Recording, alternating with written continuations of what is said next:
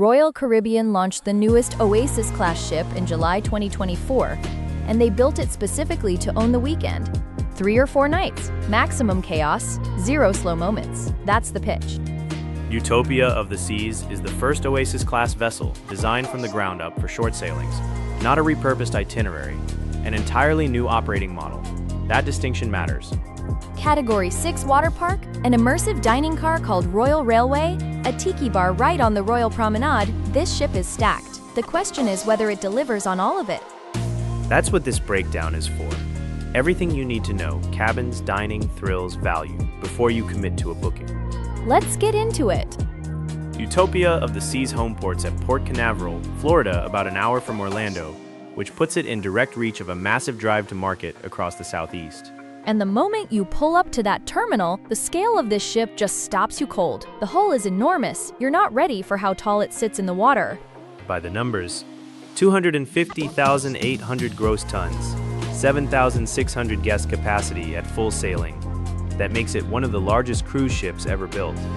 The stats card tells the story.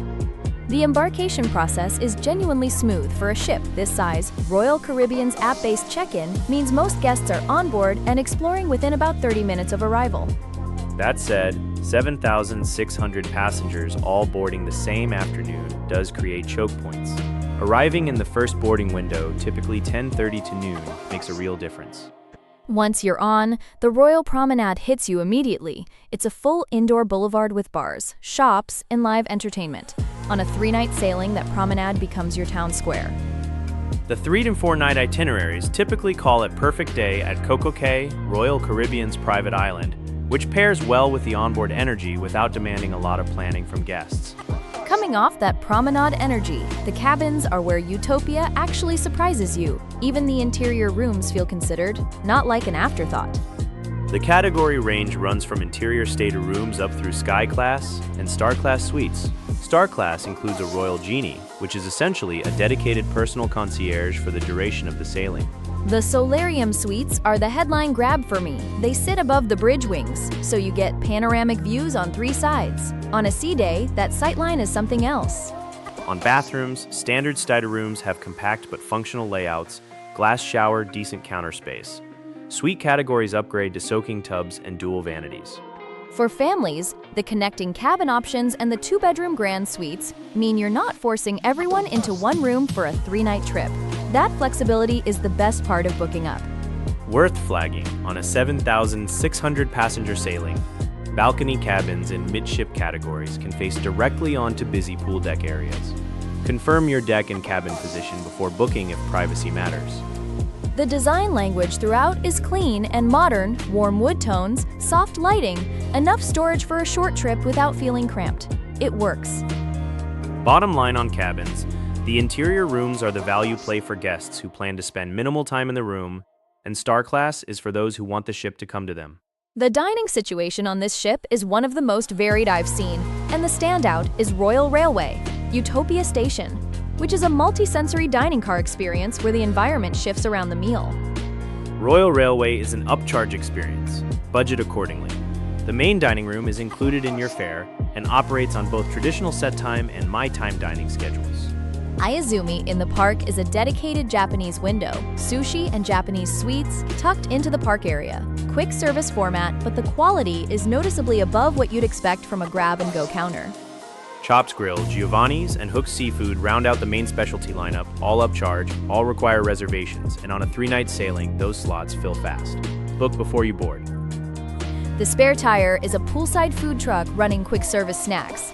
It's casual and exactly what you want when you don't want to leave the sun deck to find food. On drinks, the Pesky Parrot on the Royal Promenade is the new Caribbean-themed tiki bar, signature frozen cocktails, tropical energy, and it becomes the social hub by the second evening. The drink packages are worth doing the math on. If you're averaging 4 or more drinks a day, including specialty coffees and fresh juices, the deluxe beverage package typically pencils out. The honest trade-off? 3 nights is not enough time to hit every dining venue. Pick your 2 must-do specialty reservations before sailing and treat everything else as a bonus. Category 6 is the water park headline 6 water slides, including the pressure drop free fall capsule and the 4-lane Typhoon Twister racers. It sits at the top of the ship, and the ride time is worth every minute of the queue. Beyond the water park, 2 Flowrider surf simulators, a zip line that spans the length of the top deck, a rock climbing wall, and a full sports court. The activity density here is unusually high even for an Oasis-class ship. The zip line runs 9 decks above the ocean. It's the best vantage point on the ship for scale. You realize just how wide this vessel is from up there. Wait times for the Flowrider and Category 6 slides peak between 11 a.m. and 2 p.m. on sea days. First ride of the morning or after dinner for the slides or the smart windows. The rock climbing wall has multiple routes from beginner to advanced, and the mini golf course is actually laid out with some creativity, not just a filler amenity.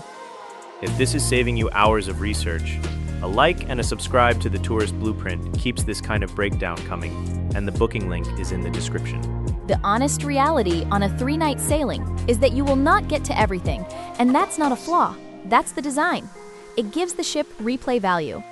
That replayability is deliberate. Royal Caribbean is betting that short sailings generate repeat bookings, and the activity menu is specifically sized to make that logic work.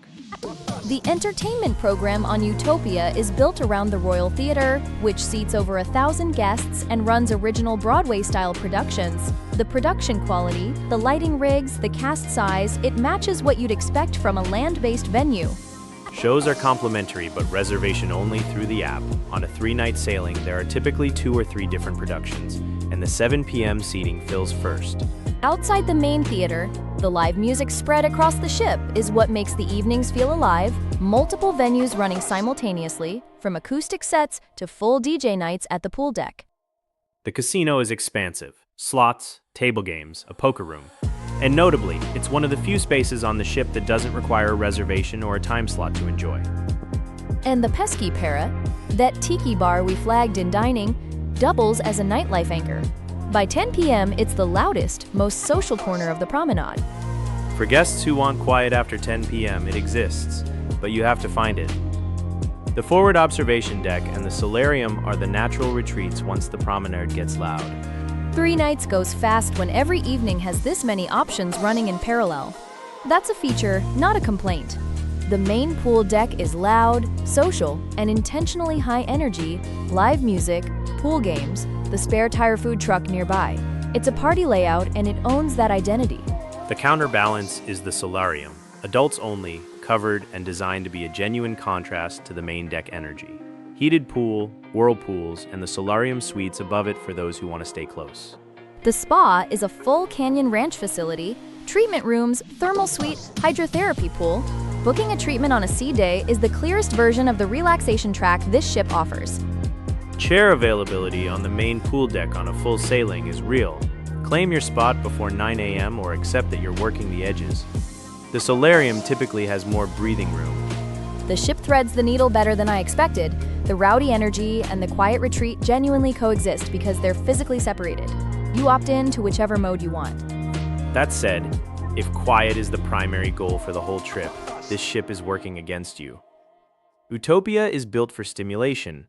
The relaxation zones are relief valves, not the main event.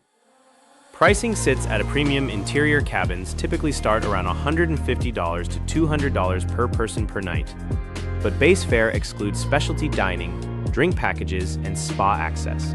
The FOMO factor is real, and I'd call it a feature. The ship is so packed that you'll almost certainly want to return for what you missed. That's not a design accident. Who this ship is built for. Multi-generational families needing something for every age, friend groups on a long weekend, and couples who want high energy over quiet retreat. The short itinerary is a low-commitment entry point.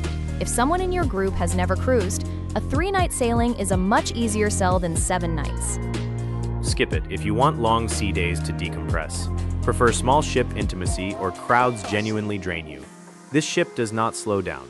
Cruise Critic rates it 4.5 out of 5, and with the Canyon Ranch Spa, the Category 6 water park, and the Royal Railway all on one vessel, that rating holds up.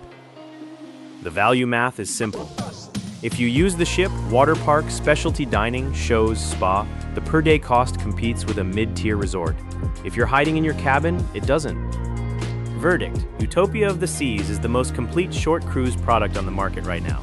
It earns 4.5 out of 5 because it executes the weekend mega resort concept without meaningful compromise, the Category 6 water park, the solarium as a genuine counterpoint, the Royal Railway as a dining event, all land. The one real limitation is time. 3 nights against this many options means you will leave with a list of things you didn't get to. That's the only honest asterisk. Pros: unmatched activity density for a short cruise, a genuine relaxation escape in the solarium, strong entertainment lineup. Con: premium pricing with a long add-on menu, and 7,600 guests means you feel that number at peak times. If the weekend warrior version of a cruise is what you're after, this is the cleanest execution of that idea afloat right now. The booking link and more details are in the description.